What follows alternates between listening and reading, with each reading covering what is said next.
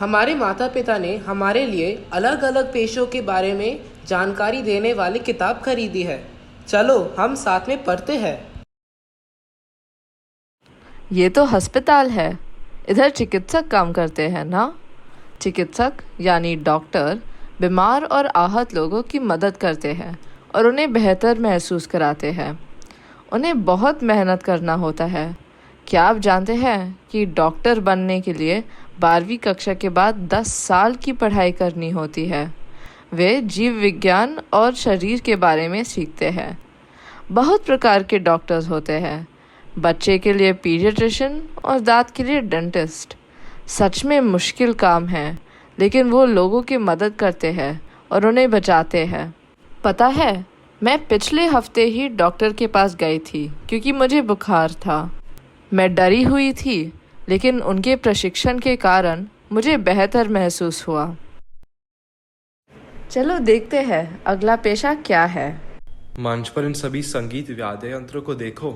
ऐसा लगता है कि ये लोग उपकरण बजाने में सचमुच बहुत अच्छे हैं। अच्छा, ये वादक है। एक आदमी गिटार बजा रहा है और दूसरा ड्रम्स बजा रहा है। मेरे पिताजी भी गिटार बजाते हैं और मैं भी उसे बजाना सीखना चाहता हूँ और अपने गाने स्वयं प्रस्तुत करना चाहता हूँ। अच्छा, अब देखते हैं हम किसके बारे में सीखेंगे। अरे देखो, मैं इन्हें अच्छी तरह से जानता हूँ। मैं इन्हें तो हर रोज विद्यालय में देखता हूँ। ये एक अध्यापक यानी टीचर है।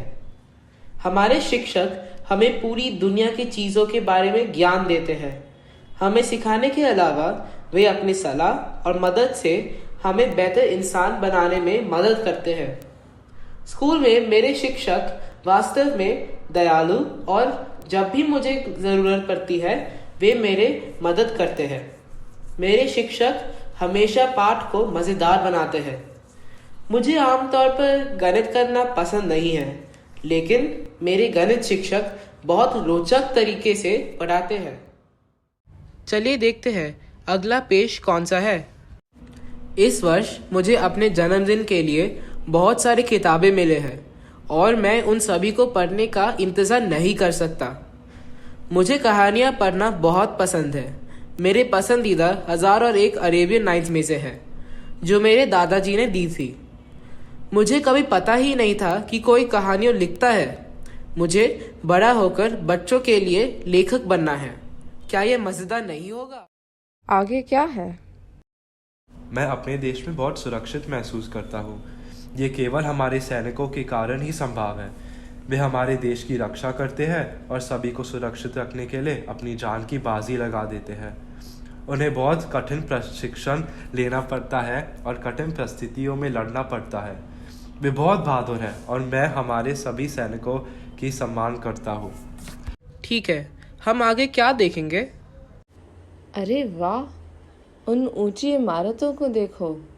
कितने लोग रहते होंगे उन मकानों में। किन्होंने ये सारे इमारतों का निर्माण किया होगा? क्या वह आदमी हो सकते हैं? हाँ, वो ही होंगे। देखो, उनके पास काफ़ी कागज़ें हैं। अच्छा, ये आदमी वास्तुकार है।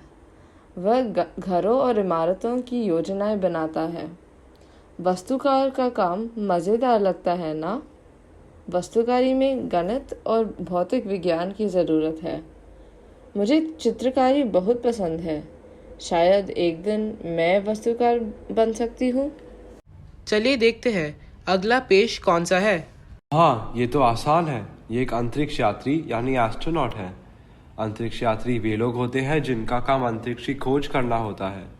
वे अंतरिक्ष में रॉकेट की बनाए रखते हैं और हमें ब्रह्मांड के बारे में नया ज्ञान प्राप्त करने में मदद करते हैं। वे बहुत तेज़ रॉकेट में अंतरिक्ष में जाते हैं। उनके काम में बहुत बहादुरी लगता है और मेरी इच्छा है कि मैं भी एक दिन अंतरिक्ष में जा सकूं। ठीक है, हम आगे क्या देखेंगे? अरे देखो, इतनी ऊंचाई से हमारी दुनिया कितनी छोटी दिखती है। सभी इमारतें और गाड़ियाँ एकदम खिलौने के जैसे लगते हैं।